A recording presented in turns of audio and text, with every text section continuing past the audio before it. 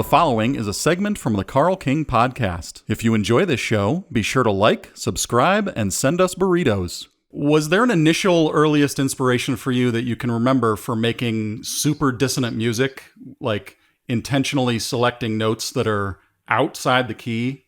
Like, oh, this sounds bad, but it's somehow good. Right. Like, do you have a memory of where you realized that can actually be a technique? Well, I guess one thing that comes to mind is I remember watching old horror movies or film noir or something like that. I've always been a fan of that stuff, and hearing these, like, what I later realized is kind of almost like a Shostakovian kind of approach to harmony and these kind of brooding low bass lines. And so that stuff always appealed to me. I mean, to this day, Shostakovich is one of my favorite composers, and he kind of writes, what I would call wrong note jazz in a way. It's like these sort of, if you analyze it, you can be okay, you can see this harmonic movement, but then there's these other notes that are like, wow, what the hell is going on there? What did that just like? Yeah, I don't know. That always just appealed to me, and I like that sound. I mean, I kind of feel like if you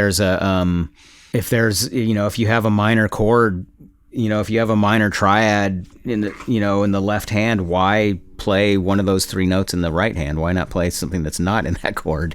They can work together or against each other. And I just like that sound.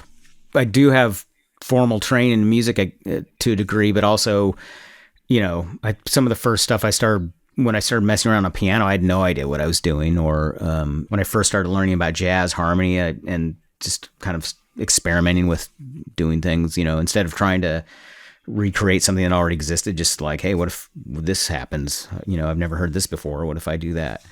If I have students, I'd be like, pick out something that you like and analyze it. Like, what is it? And figure out what it is you like about that, and you can do that with anything and mix those concepts together. I remember in high school, I was playing in the stage band or whatever, and we would play these pieces by Vincent Persichetti, who wrote a lot for he was a 20th century composer, but wrote stuff like band music for high school and college level musicians. And that was one of the first things I heard. That might have been one of my first memories, being like, wow, this is really cool the way he's using harmony. And I remember there was this like 4-note kind of bass riff, for lack of a better term, and I totally stole it and used it in Mr. Bungle. I'm like, man, that would be cool with like power chords, It's like, why not? Why can't those cross genres? It's all music. It's all notes, and rhythms. This leads into my next question perfectly. You mentioned in an interview with Conan Neutron that you and Trey were studying Stravinsky together in a high school music class. Is that right? Yeah.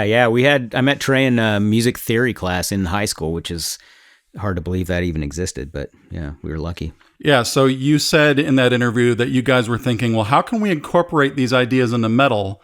And I was wondering, what were the sorts of ideas and specifics? Was it rhythmic or harmonic that you were taking away from that class? And I think it was related to Stravinsky. You were talking about that. Was there something specific you learned from studying Stravinsky? I think Trey was the first person who turned me on to The Rite of Spring, and we used to listen, we'd listen to metal, and we'd also listen to that. And also his father was into classical music, and I remember we really got into Poulenc's organ concerto, and we used to listen to that a lot. And I think it was everything. It was just learning these ideas that sounded cool, and like, how can we incorporate this into the instruments that we're playing, into electric bass and electric guitar, and while we're in a band, what can we do? And Mr. Bungle was always, I always felt like, especially with me and Trey, it was always it was a compositional tool, that band. Wasn't just like, hey, let's play a rock tune. It'd be like, hey, here's this guitar part, and now I'm gonna like vary it and twist it around, and try and get as much mileage out of these notes. So I mean, we both did that quite a bit. You've got vocal melodies that are so strongly rubbing against like a half step off from where the chord tone would be. Right. And it's like, oh man, how did you ever think to do that? And I hear some of that stuff in Mr. Bungle as well. So was there a genesis of doing that sort of thing for you? Did you like, oh, I heard this other composer do that specific thing, and you started doing it? Because it seems to be one of your kind of trademarks. Yeah, I'm not sure where that specifically came from. I mean, it came from learning about jazz harmony and, analyzing.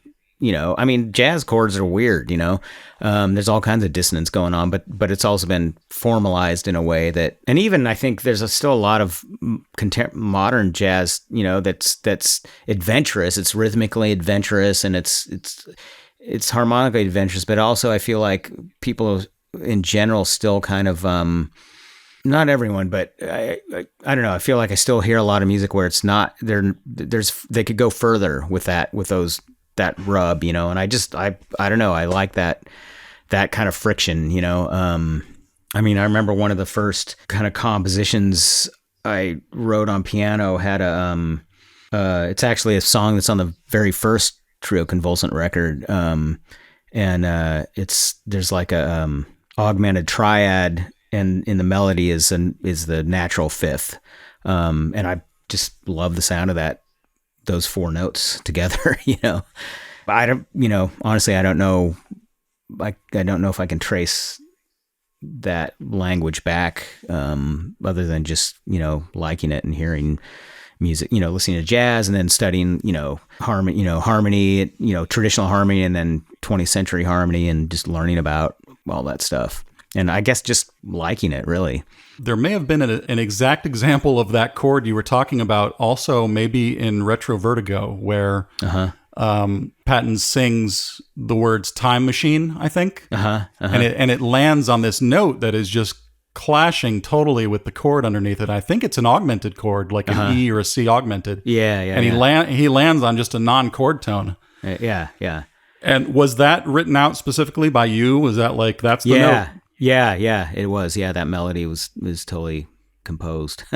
It's funny. I remember once, speaking of Patton, I remember we were working on the song Platypus, and I remember having this harmonic progression or something, and sometimes I would give him, lyrics and a chord progression, be like, hey, you come up with a melody on this or something. And I remember him singing this note, and I said, oh, you can't sing that note. It's not in the chord or something. And then he's like, why not? And just him saying that was like, oh, you're right. I'm kind of like, that was right when I was, getting into learning about harmony, and it's like, oh, trying to do traditional things. But then his question was just like, yeah, you're right. Why not? Like who are we answering to here?